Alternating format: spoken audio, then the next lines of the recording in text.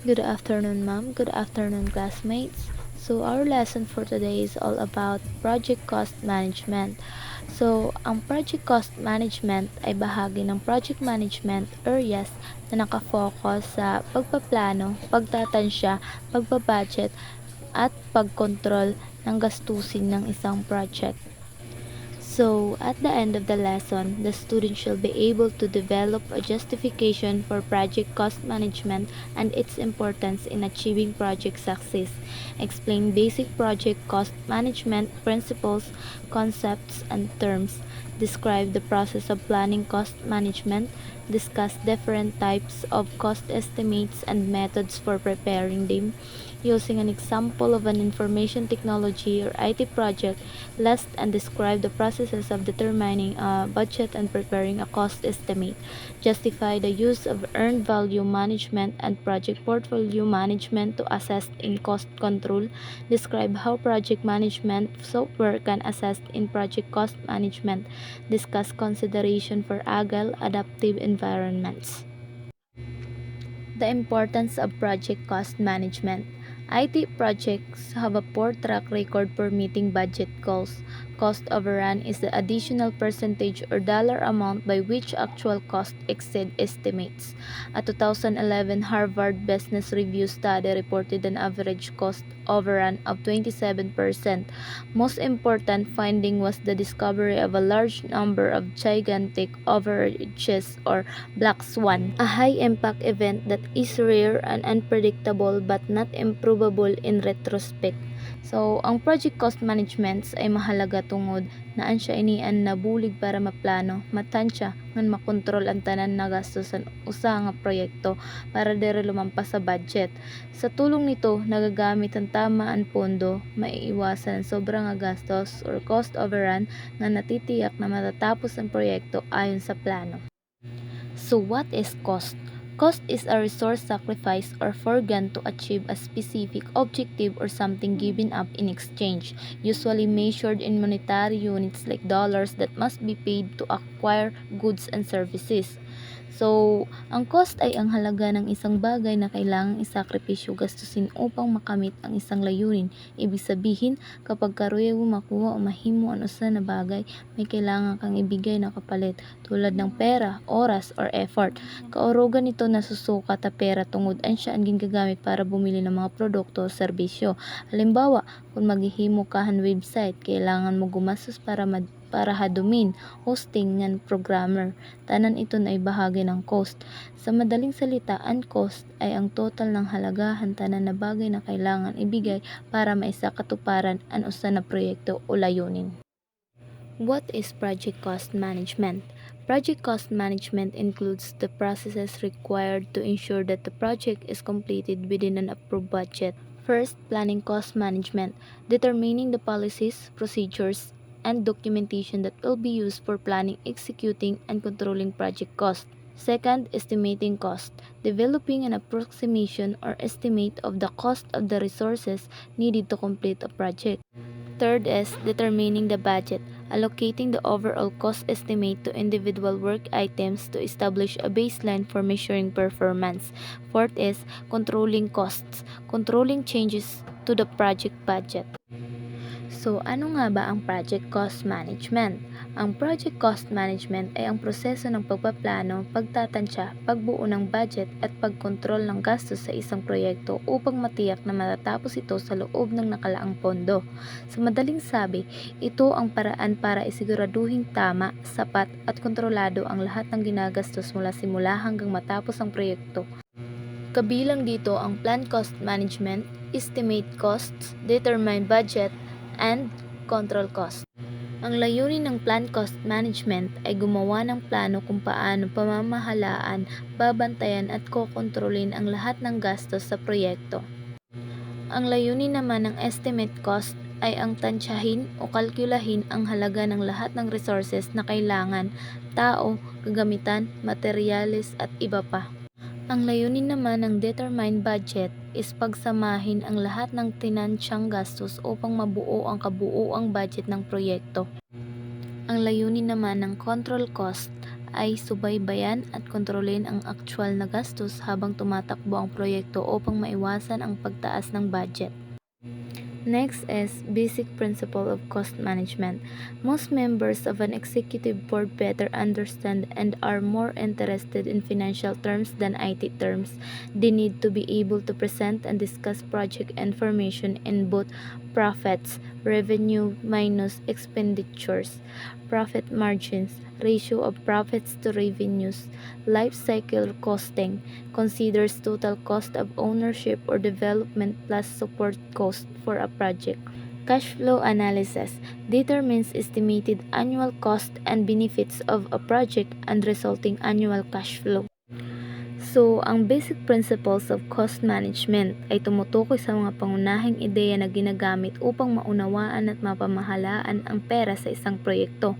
Kadalasan, mas interesado ang mga tagapamahala sa usaping pinansyal kaysa teknikal, kaya kailangang maipakita ang proyekto sa parehong aspeto. Kabilang dito ang profits na ang ibig sabihin ay kita pagkatapos ibawas ang lahat ng gastos. Profit margin na sumusukat kung gaano kalaki ang kita kumpara sa kabuuang kita ng negosyo. Life cycle costing na tumitingin sa kabuuang halaga ng proyekto mula sa pagbuo hanggang sa operasyon at maintenance. At cash flow analysis na sinusuri ang inaasahang pagpasok at paglabas ng pera bawat taon upang matukoy kung kikita o malulugi ang proyekto. Sa kabuuan, layunin nitong matiyak na ang proyekto ay kapaki-pakinabang, matipid at maganda ang pamamahala sa gastos. Ang type of costs and benefits ay nagpapaliwanag tungkol sa iba't ibang uri ng gastos at benepisyo sa isang proyekto. Mayroong tangible cost or benefits na madaling sukatin sa pera tulad ng sahod o kita, at intangible cost or benefits na mahirap masukat sa pera gaya ng kasiyahan ng empleyado o reputasyon ng kumpanya. Kasama rin dito ang direct cost o mga gastusing direktang may kinalaman sa paggawa ng produkto o serbisyo, at indirect cost na hindi direktang konektado ngunit kailangan para magpatuloy ang proyekto tulad ng kuryente o renta. Panghuli, sunk cost na tumutukoy sa perang nagastos na noon pa at hindi na dapat isama sa mga desisyon kung ipagpapatuloy o hindi ang proyekto. Sa kabuuan, tinutulungan ng mga prinsipyong ito ang mga tagapamahala na mas maayos na suriin kung alin ang makatutulong o makasisira sa kabuuang gastos at kita ng proyekto. For additional concept, ayon sa learning curve theory, kapag paulit-ulit na ginagawa ang isang gawain o produkto, bumababa ang gastos sa paggawa dahil sa karanasan at mas mahusay na proseso. Samantala, ang reserves ay mga pundong inilalagay sa plano upang tugunan ang mga hindi inaasahang pangyayari o panganib sa gastos. Nahahati ito sa dalawang uri: contingency reserves na inihahanda para sa mga sitwasyong maaaring mangyari ngunit may kaunting kaalaman na, at management reserves na inilaan para sa ganap na hindi inaasahan o mahirap hulaan. Sa kabuuan, ang mga konseptong ito ay nagbibigay ng proteksyon at kahandaan sa proyekto upang mapanatili ang kontrol sa budget kahit sa harap ng mga hindi tiyak na sitwasyon. Planning cost management. Sa bahaging ito, tinutukoy kung paano pamamahalaan, susukatin at kukontrolin ang lahat ng gastusin mula simula hanggang matapos ang proyekto. Ginagamit ng project team ang kanilang karanasan, pagsusuri at mga pagpupulong upang makabuo ng maayos na cost management plan. Kasama rito ang mga detalye tulad ng level of accuracy, kung gaano katumpak ang pagtatansya ng gastos, unit of measure, pagsusukat ng mga halaga o unit ng trabaho, control thresholders, hangganan kung kailan kailangang baguhin o i-review ang gastos, rules of performance measurements, kung paano sinusukat ang progreso, reporting formats at process descriptions. Sa madaling sabi, layunin ng planning cost management na magkaroon ng malinaw na gabay para masigurong magagamit ng tama ang budget at makamit ang mga layunin ng proyekto ng walang labis na gastos. Estimating cost. Ito ay ang proseso ng pagtukoy o pagtansya kung magkano ang magiging kabuuang gastos ng isang proyekto bago ito simulan. Mahalaga ito dahil kung nais ng project manager nang matapos ang proyekto sa loob ng tamang budget, kailangan niyang seryosohin ang paggawa ng cost estimates. Sa bahaging ito, ginagamit ang iba't ibang uri ng pagtansya ng gastos, pati na rin ang mga tools at techniques tulad ng data analysis at expert judgment upang maging mas tumpak ang resulta. Gayunpaman, karaniwan ding nagkakaroon ng problema sa IT cost estimates tulad ng kakulangan ng impormasyon, maling datos o hindi inaasahang pagbabago ng proyekto. Sa kabuuan, layunin ng estimating cost na makapagplano ng maayos sa paggamit ng pera upang maiwasan ang sobrang gastos at matiyak na matatapos ang proyekto ayon sa plano. Ang table na ito ay nagpapakita ng pagbubuod ng tatlong pangunahing uri ng pagtatansya ng gastos, type of cost estimates, na ginagamit sa pamamahala ng proyekto batay sa kung kailan ginawa, bakit ito ginawa at ang inaasahang typical range. Cost estimation tools and techniques, mga paraan upang matukoy kung magkano ang magagastos sa isang proyekto. Maaaring gamitin ang analogous o top-down estimation kung saan ginagamit ang gastos ng nakaraang katulad ng proyekto bilang batayan. Bottom-up estimation kung saan tinatansya muna ang gastos ng bawat gawain bago pagsamahin para makuha ang kabuuang halaga. 3-point estimation na kumukuha ng tatlong halaga, ang pinakamalamang, pinakamababa, optimistic at pinakamataas, pessimistic na gastos upang makakuha ng mas tumpak na average, at parametric estimating na gumagamit ng mga datos o sukatan tulad ng gastos kada metro o oras at ginagawang batayan sa pagkalkula ng kabuuang halaga. Sa kabuuan, layunin ng mga teknik na ito na makagawa ng mas maaasahang pagtatansya ng gastos batay sa datos, karanasan at pagsusuri. Typical problems with IT cost estimates ay karaniwang nangyayari dahil sa ilang dahilan. Una, madalas na minamadali ang paggawa ng estimate kaya hindi nabibigyan ng sapat na oras ang pagsusuri ng lahat ng posibleng gastos. Pangalawa, kulang sa karanasan sa pagtansya ng gastos ang mga taong gumagawa nito kaya nagkakaroon ng mga pagkakamali. Pangatlo, may likas na ugali ang mga tao na magbigay ng mababang estimate dahil iniisip nilang mas maganda kung mukhang mura o mabilis gawin ang proyekto. Panghuli, ang pamunuan ay madalas humihingi ng eksaktong o magandang resulta kaya minsan pinipilit ng mga taga-tansya na baguhin ang kanilang estimate para umayon sa gusto ng management na nagiging dahilan ng hindi pagiging tumpak ng kabuuang pagtatansya. How to develop a cost estimate and basis of estimates. Ang larawan ay nagpapakita kung paano ginawa ang cost estimate ng isang proyekto, kung saan tinutukoy at binubuo ang lahat ng posibleng gastusin ayon sa bawat bahagi ng trabaho o work breakdown structure. Halimbawa, may mga kategorya tulad ng project management, hardware, software, training and support, at reserves. Sa bawat kategorya, nakalista ang mga gawain, dami ng oras o unit, presyo bawat oras o unit, at kabuuang halaga. Pinapakita rin ang porsyento ng bawat bahagi sa kabuuang gastos ng proyekto. Sa ganitong paraan, nagkakaroon ng malinaw, sistematiko at detalyadong batayan kung saan napupunta ang pondo na tumutulong upang makagawa ng mas tumpak at maayos na project budget at basis of estimate. Ang larawan namang ito ay nagpapakita kung paano binuo ang software development cost estimate sa pamamagitan ng dalawang pangunahing bahagi, labor estimate at function point estimate. Sa labor estimate, tinatansya ang gastos batay sa bilang ng oras na ilalaan ng mga kontraktor at project team member at ang kanilang bayad kada oras.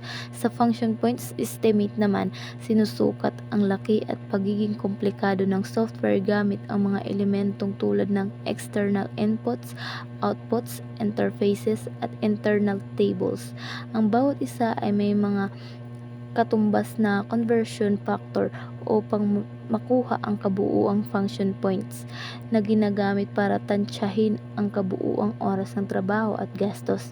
Sa kabuuan, ipinapakita ng talahayanan kung paano pinagsasama ang technical at labor data upang makagawa ng mas tumpak na software cost estimate na magsisilbing batayan ng proyekto. Determining the budget. Budget involves allocating the project cost estimate to individual work item, overtime, material resources, or work item are based on the activities in WBS for the project. Important goal is to produce cost baseline and time-based budget. The project manager use to measure and monitor cost performance. Determine the budget. Ang pagbuo ng budget ay ang pagproseso ng paglalaan ng kabuuhang tinatadyang bahagi gastos ng proyekto sa bawat gawain o bahagi nito ayon sa oras, batay sa mga aktibidad na nasa work breakdown structure o WBS. Sa madaling sabi, hinahati ang kabuuhang pundo upang malaman kung magkano ang ilalaan sa bawat gawain at kailan ito gagastusin. Ang pangunahing layunin nito ay makapagawa ng cost baseline, isang time-based budget na ginagamit ng project manager upang sukatin at subaybayan ang aktwal na paggastos kumpara sa planong budget para matiyak na nanatili na nasa tamang direksyon ang proyekto sa usaping ng gastos. Determining the budget.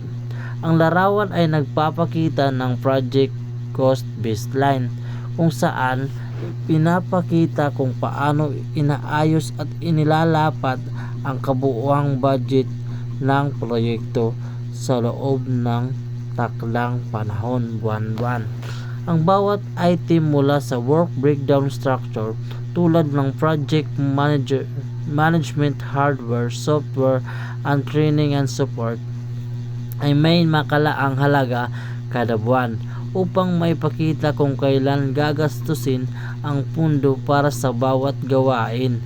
Sa ganitong paraan, nagkakaroon ng malinaw na time-based budget na tumutulong sa project manager na sumusubaybay sa kontrolin ang aktwal na gastos kumpara sa planong budget upang matiyak na nanatili sa tamang direksyon ang proyekto sa espiritu ng pinansyal.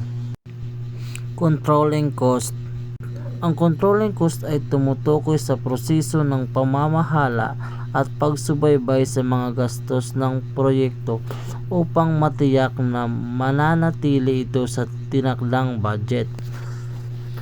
Pagtiyak na ang mga pagbabago sa proyekto ay tama at may otorisadong dahilan bago isama sa bagong cost baseline.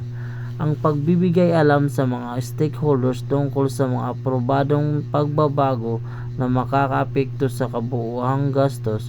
Ginagamit ito ng iba't ibang tools at techniques tulad ng expert judgment, data analysis, project management, information system at to complete performance index upang matulungan ang mga project manager na makontrol, masuri at mapanatili ng maayos ang paggastos sa buong proyekto. Earned Value Management o EVM. Ang Earned Value Management ay isang pamamaraan sa pagsukat ng paggaganap ng proyekto na pinagsasama-sama ang saklaw, scope, oras at gasto upang malaman kung gaano kahusay ang takbo ng proyekto ayon sa plano. Sa tulong sa baseline o orihinal na plano, kasama ang mga aprobadong pagbabago, masusuri kung tumutugma pa rin ang aktwal na progreso sa tinakdang layunin. Sa EVM, kinakalkal ang tatlong mahalagang halaga: plan value o ang inaasahang halaga ng trabaho sa isang partikular na oras, actual cost o ang taong nagastos at earned value o ang halagang kamakatawan sa aktwal na matapos ng trabaho. Sa pamamagitan nito, mas madali para sa project manager na makita kung ang proyekto ay nasa tamang direksyon, nalalampasan o nahuhuli sa plano. Ang larawan ito ay nagpapakita ng halimbawa ng Earned Value Management calculation matapos ang unang linggo ng proyekto. Ipinapakita rito na ang earned value ay 5,000. Ibig sabihin nito ang halaga ng natapos ng trabaho. Ang plan value Ang plan value naman ay 10,000 na siyang halaga ng trabahong dapat ay natapos na ayon sa plano, habang ang actual cost ay 15,000 o ang totoong nagastos. Dahil dito makikita na may cost variance na negative 10,000 at schedule variance na negative 5,000 na parehong negatibo. Ibig sabihin lumampas sa budget at nahuhuli sa schedule ang proyekto. Ang cost performance index na 33% ay nagpapakita ng mababang kahusayan sa paggamit ng pondo. At ang schedule performance index na 15% ay nagpapakita ng kalahati lang ng inaasahang trabaho ang natapos. Sa kabuuan, ipinapakita ng talahanayan na ang proyekto ay over budget at behind schedule sa unang linggo.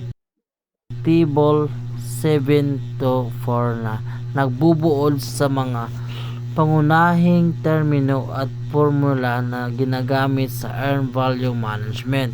Isang mahalagang pamamaraan sa pamamahala ng proyekto para sukatin ang performance at progress ng proyekto. Sa madaling salita, ang EVM ay isang mathematical na framework na ginagamit ng mga project manager upang patuloy na subaybayan ang performance ng proyekto at mahulaan ang huling budget at schedule nito.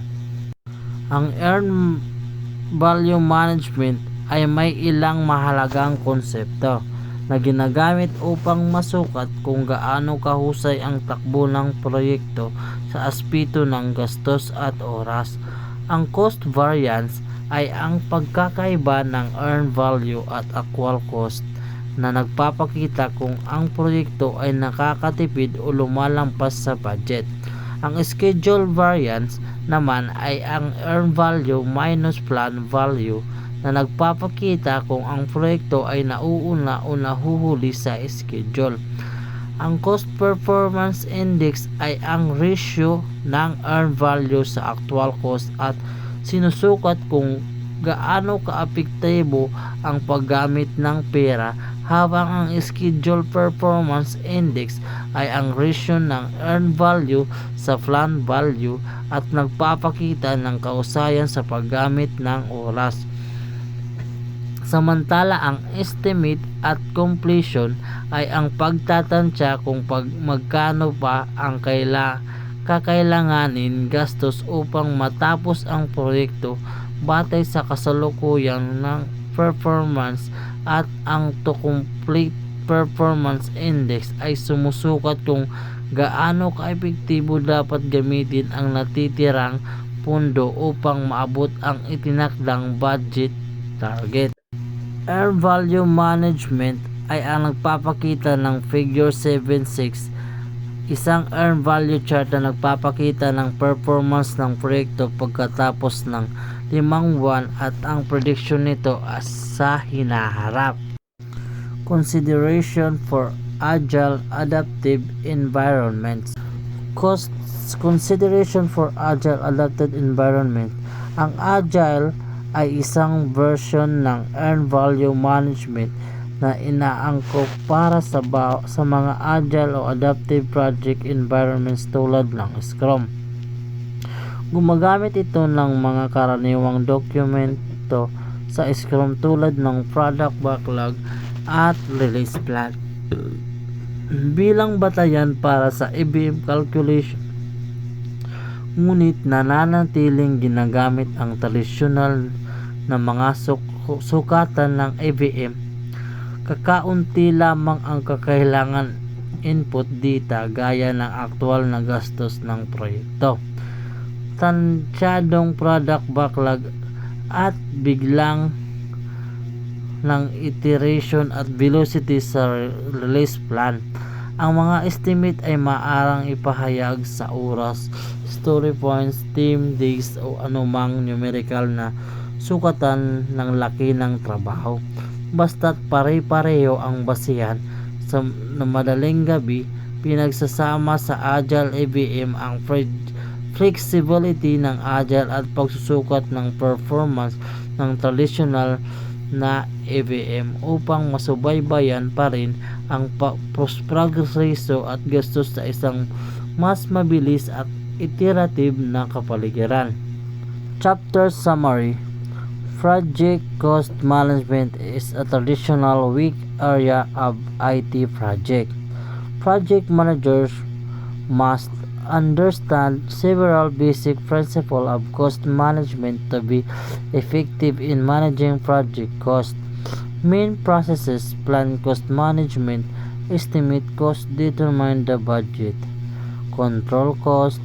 Several software products can assist with project cost management.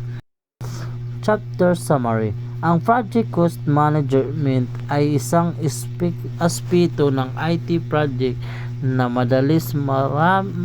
madalas maging mahina dahil maraming proyekto, ang hirap kontrolin ang gastos. Kaya mahalagang maunawaan ng mga project manager ang mga pangunahing prinsipyo ng pamamahala sa gastos upang maging epektibo. Kabilang sa mga pangunahing proseso nito, pagpaplano kung paano hahawakan ang mga gastos, pagtitiyaga ng posibleng gastos, pagbuo ng kabuuang budget, at pagsubaybay at pagkontrol sa aktwal na paggastos. Bukod dito, may mga software tools na makakatulong upang mas madali at mas tumpak na pamamahala ang lahat ng prosesong ito sa proyekto. Salamat!